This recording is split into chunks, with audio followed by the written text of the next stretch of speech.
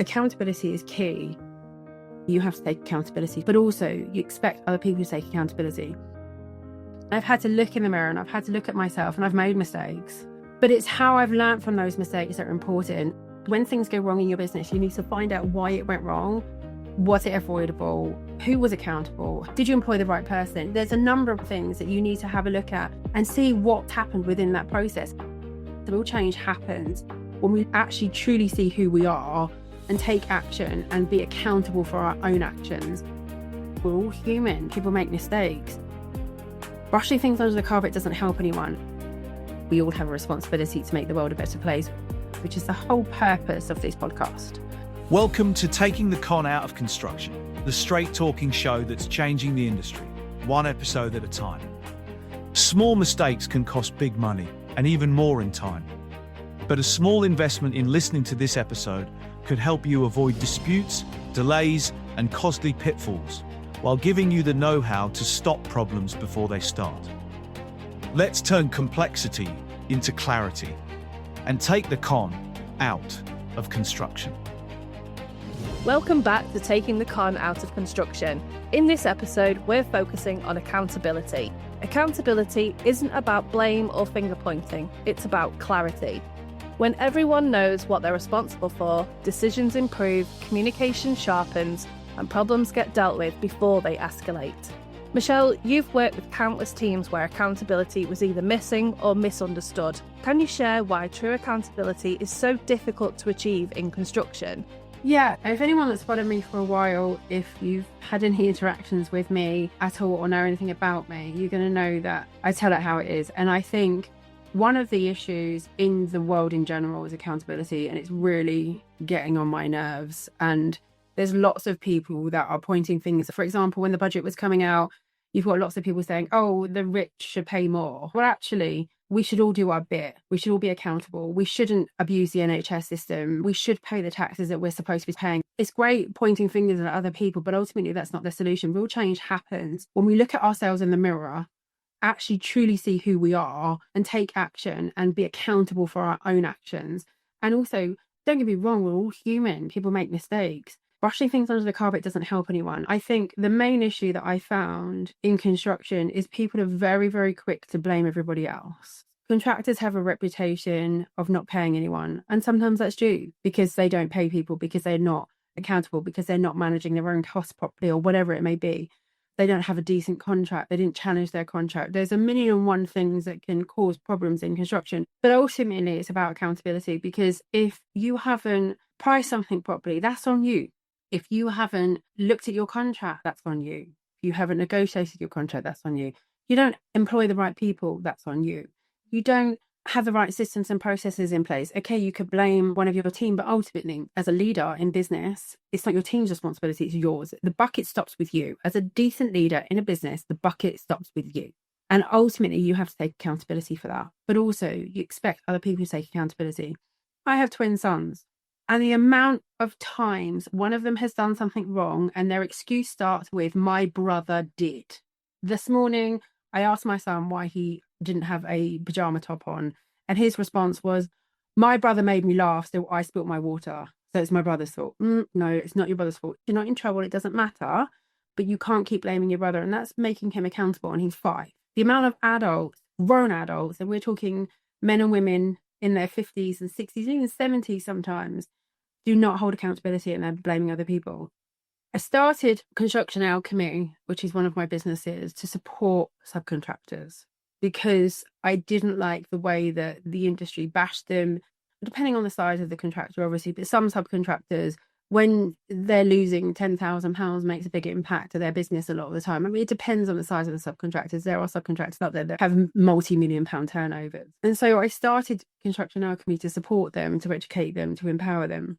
And as I started working with some of these contractors, not all of them, but there was valid reason why some of these subcontractors weren't getting paid, because they weren't delivering. There were valid reasons why their subcontractors, so the subcontractors, were sending adjudications in and getting debt collectors, because they weren't paying. And there was no valid reason not to pay.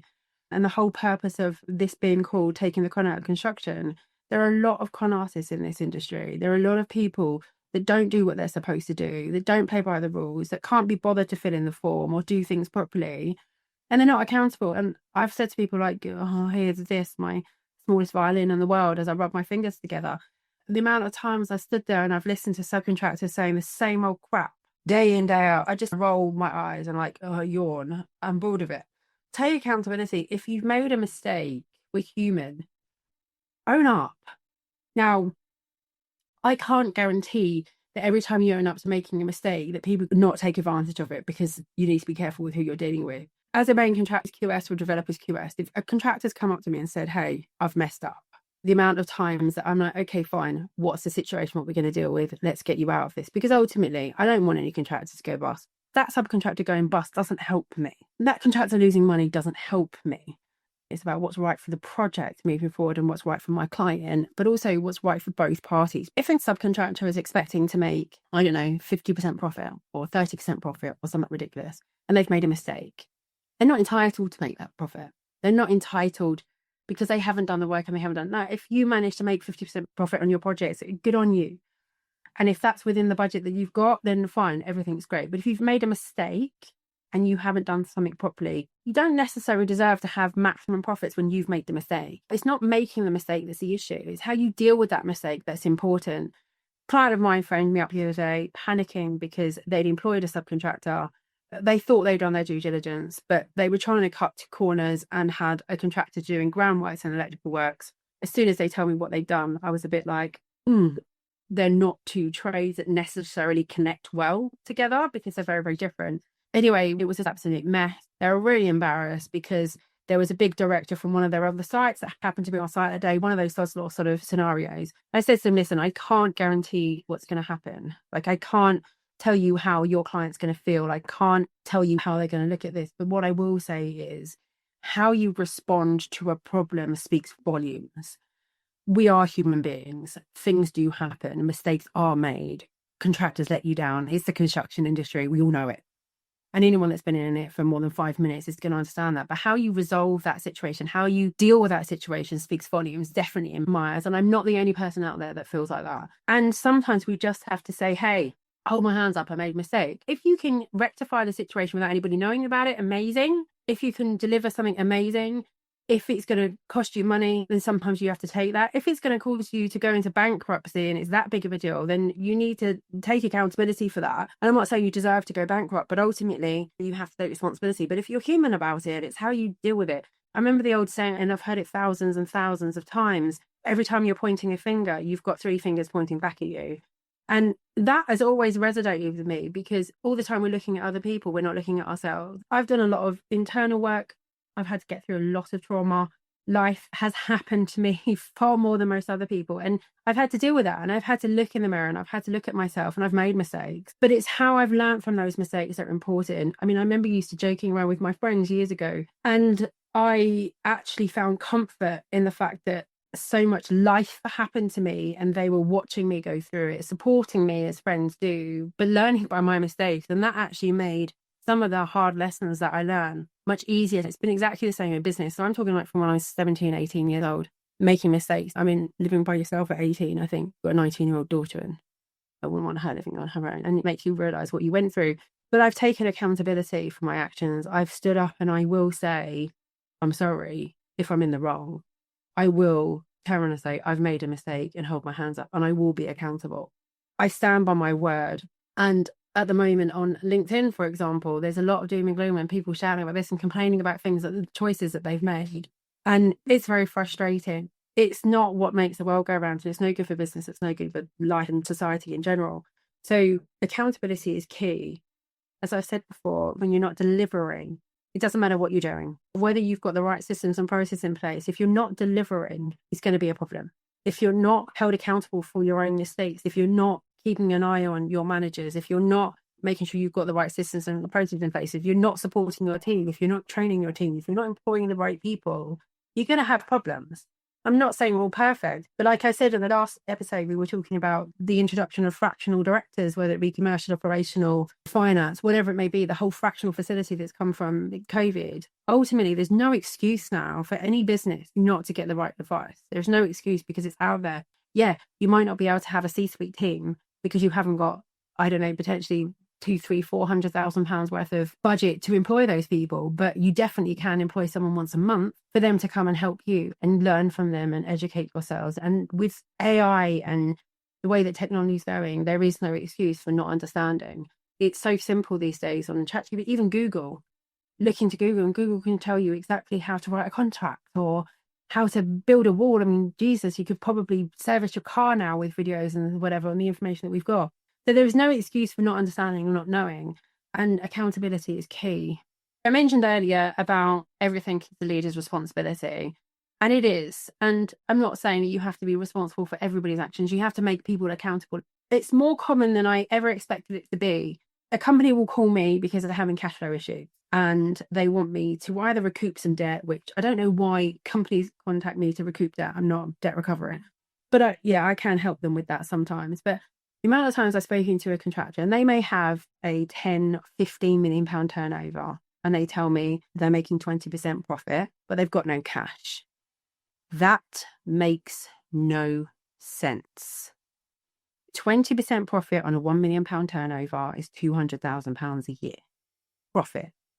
Profit doesn't mean overhead. So you can have overheads and profit, but overheads are overheads. A lot of people get confused. The fact that they think their overheads are a certain value. They're only a certain value if they're fixed, which they never are, but you can have a rough idea. But that value is depending on your turnover and your sales. So if your sales aren't coming in at 10 million, then your percentage is not going to be the same of your overheads if you're only bringing in 5 million. Now, you need to be accountable for that. You need to understand your figures. Some of the clients that are the most successful, I only help them out on the odd occasion when they've got a problem with a particular contract. We catch up all the time, don't get me wrong. The only time I actually have to do any work is when they've got an issue with the client. But the leaders of those businesses know exactly what's going on. They keep a track on their management accounts. They get proper management accounts done. They know where their profit and losses are at. They know what the balance sheet is saying. They know what money they're making on the jobs. They know what their net overheads are. They know what profit they're going to be making. They know what they're declaring on the gross, and they understand. Now, they understand because they've employed someone that's done that for them. Now, a lot of leaders won't be dealing with that on a daily basis, but they will make sure they're getting that information to make the right decision. They don't quite understand how to do something, so they ask the right questions. They ask me, how do I do this? How do I do that? And sometimes I've sat in meetings or in their office while they're on the phone to somebody, and I'm holding up signs saying, don't forget this or don't forget that, or I'm there supporting them while they're having this conversation. But they're learning from me. And ultimately, when you're a leader of a business, you can never know it all.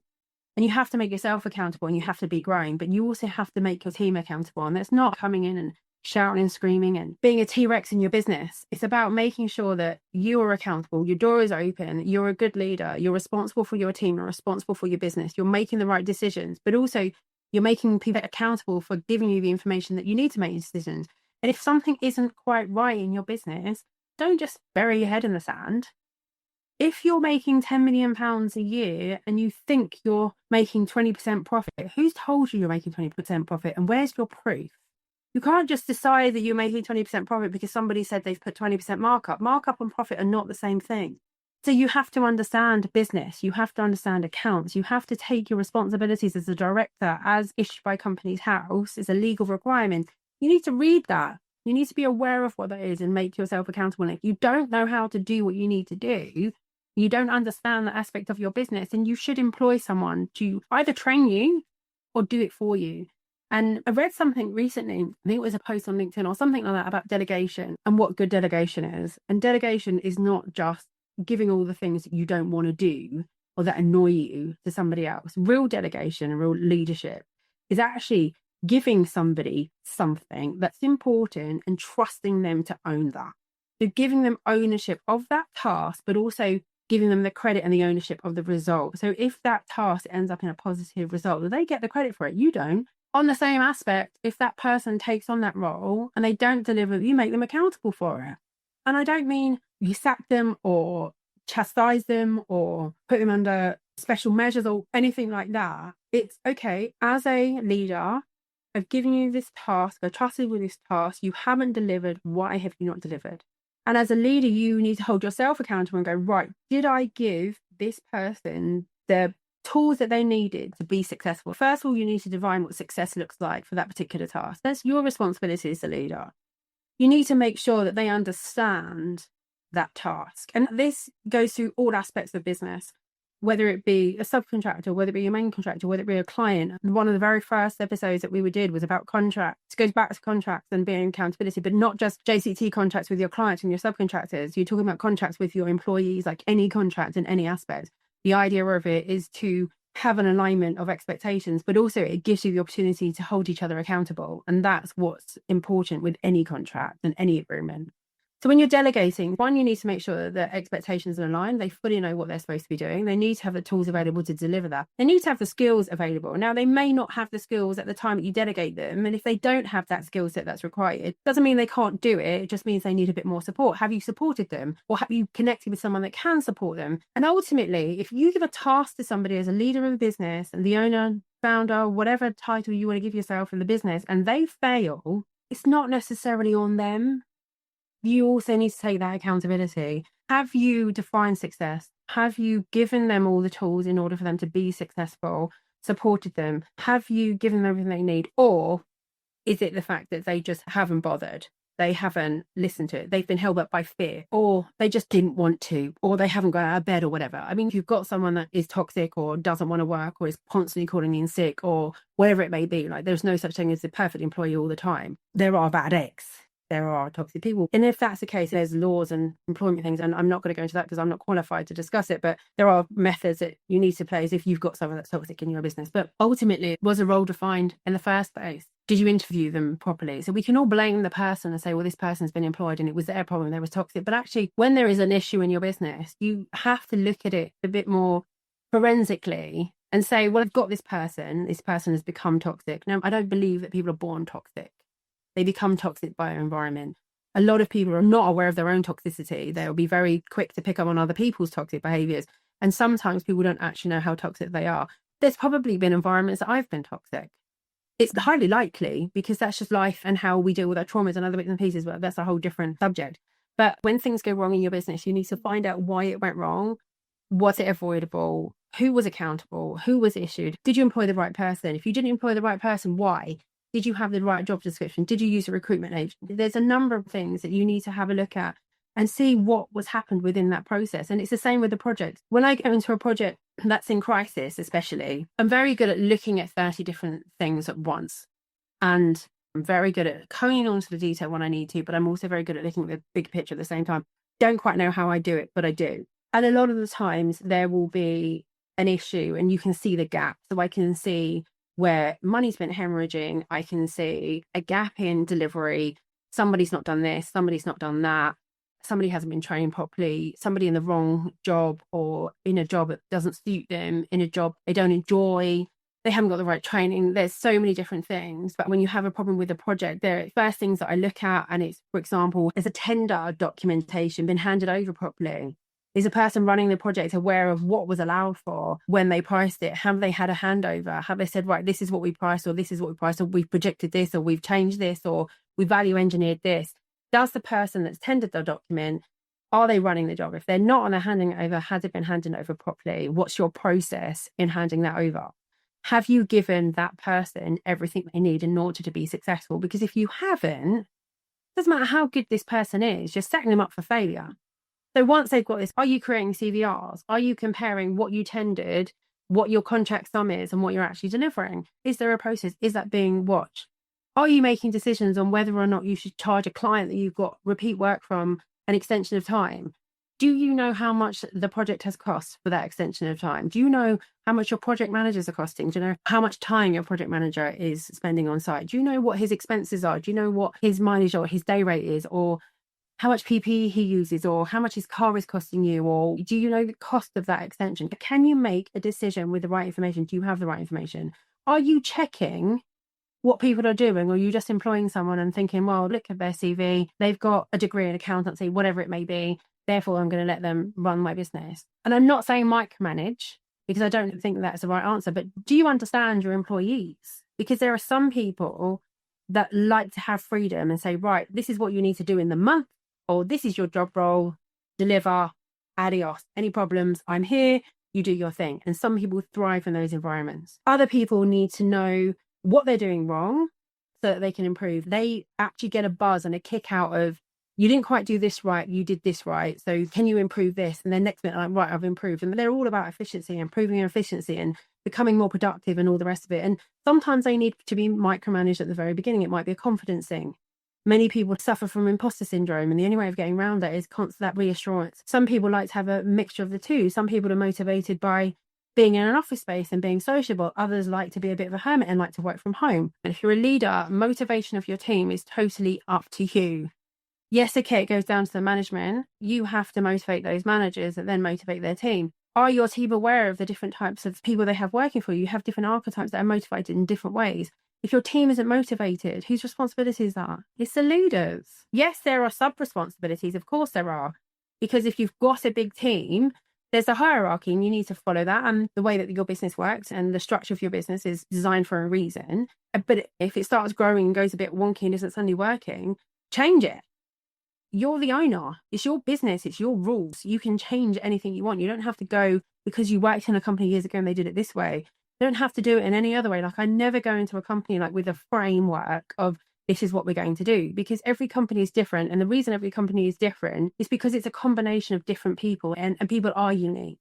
And I think we're losing a little bit of that because so many people are judging people by a criteria, whether it be the color of their skin, the profession, the title, the sex, the religion. People are judging too many people and trying to put them in boxes. And actually, that's not the right thing to do. If we're going to be really successful, we need to be individuals and treat people differently. And obviously, holding accountability, like, it's a big thing that's really annoying me at the moment, where everyone is blaming everybody else for their problems and nobody seems to be looking in the mirror. I'm one of those people that tends to hold mirrors up to people quite a lot, and people either love me for it or hate me for it. I believe we all have a responsibility to make the world a better place, which is the whole purpose of this podcast. The way that I've changed the way I'm operating in the construction space is using my very unique skill set, my extremely unique life experiences, the way that I am, who I am, my strengths, my weaknesses, to change the construction industry, because that's the most powerful place that I can change things. I'm actively working to support women in construction because there's not enough of them. And I do believe getting more women in construction is going to help because we have a different skill set. And actually, there needs to be a lot more of that skill set in the construction industry. And I think there'll be a lot more success in the construction industry if there's a lot more women with that skill set and the way that we work, and we're slightly differently in how we operate towards men. And there's a balance that needs to be there. It's very male dominated, which is not saying women are better, they're different.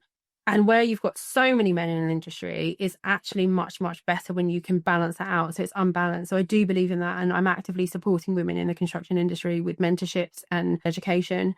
But I also think that there is a general lack of education when it comes to the construction industry. Obviously, I've spoken about the JCT contract, supporting people doing workshops just to help people understand what their rights are and to empower them to make better decisions and to be supported in construction and have systems and processes and all the other things. This podcast is a passion, and it's about sharing my wisdom and everything I've learned to the masses, and it's available for anyone and it's free. And then also the other thing that I'm focusing on in the industry through H2 is construction projects that are in trouble and commercial protection, because I've been there when the administrators march in, and I know the impact of a company going bust, not just on the company itself and who works for it, but how that trickles down to all the subcontractors and the one-man bands and the suppliers and all the smaller people. And when a big company goes bust, how it affects people on this ground level is devastating. There's a lot has happened in 2025. A lot of companies have gone bust, and I know a lot of people that are in difficult situations because of it.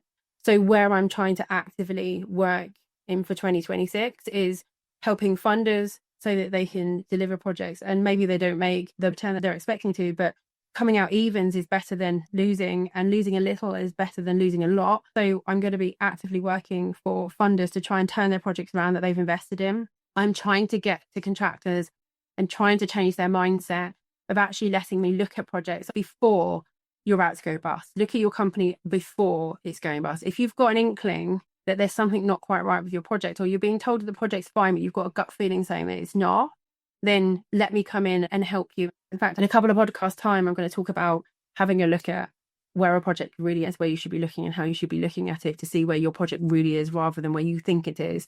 And part of accountability is actually being fully aware of what's really happening, not living in dreamland. Great having motivation and visions and dreams, and that's amazing and that's great, and I do recommend it. But you also need to keep one foot on the ground and say, what is the reality? So yeah, we can all do affirmations and say, I'm calling it abundance and I'm earning 50 million a year. If we start spending the 20% profits of the 50 million we haven't even made yet, then that's a problem. And that's going to cause an issue. So there's having that balance of, yes, this is where I want to be, and having that vision and having that entrepreneurial spirit and that drive, and you want to go places. That's amazing. You have to keep one foot on the ground and think, actually, okay, this is where I want to be, but where am I now?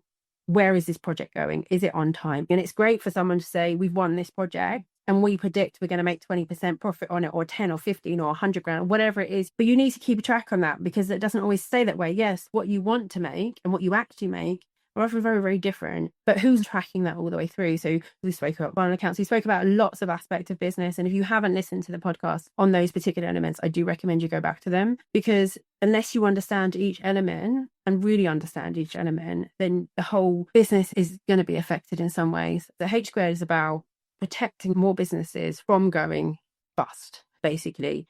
Keeping the money flowing, keeping things working, keeping people's head above waters. And then hopefully when they get through these difficult circumstances, they learn from that. And then if they get the right systems and processes in place, and I help with their mindset and I help with their systems and understanding what they're supposed to be doing and understanding the law and understanding all these different things and what these terms mean and what you should be doing and the best way of doing it. Once they understand that, then you get a good foundation, then you're there ready for growth. And so the amount of companies that can come from literally being on the breadline of about to go into administration that ended up then getting exponential growth is not uncommon, and it's possible. But it does take hard work, and it does take a good hard look in the mirror, because many construction projects I've gone into that are in disaster or in trouble, it's not that project that's gone wrong. It's either 3 projects before where nobody rectified the situation or didn't get the funding or didn't cut back or whatever it may be, haven't taken accountability, responsibility, and just pretended that it didn't exist. That's often what affects the project, or there is an issue with leadership. So accountability is on everyone. It's not people looking at their boss. Yes, it's always the boss's fault, and I agree with that, and people might not like that, but that's what I believe. But also it's our fault. So it's about individual accountability, holding other people accountable, holding yourself accountable, but also as a group, we are all responsible for this universe. We're all responsible for the economy to some extent. We're all responsible for the way that we treat other people. We're all responsible for our community, and we are all accountable. And holding ourselves accountable and other people accountable is the way to success, as far as I'm concerned. This episode is a powerful reminder that accountability isn't about control. It's about ownership. When roles are clear and responsibility is understood, people stop passing problems along and start solving them. Thank you so much, Michelle. You're welcome. If you found value in today's episode, hit subscribe so you never miss a new release, and share it with someone in the industry who needs to hear it. To learn more, access resources, or find out how Michelle Carr and Construction Alchemy can help you protect your projects, solve problems, and boost your profits, visit constructionalchemy.co.uk. Together, we can change the industry, one project, one company, and one episode at a time.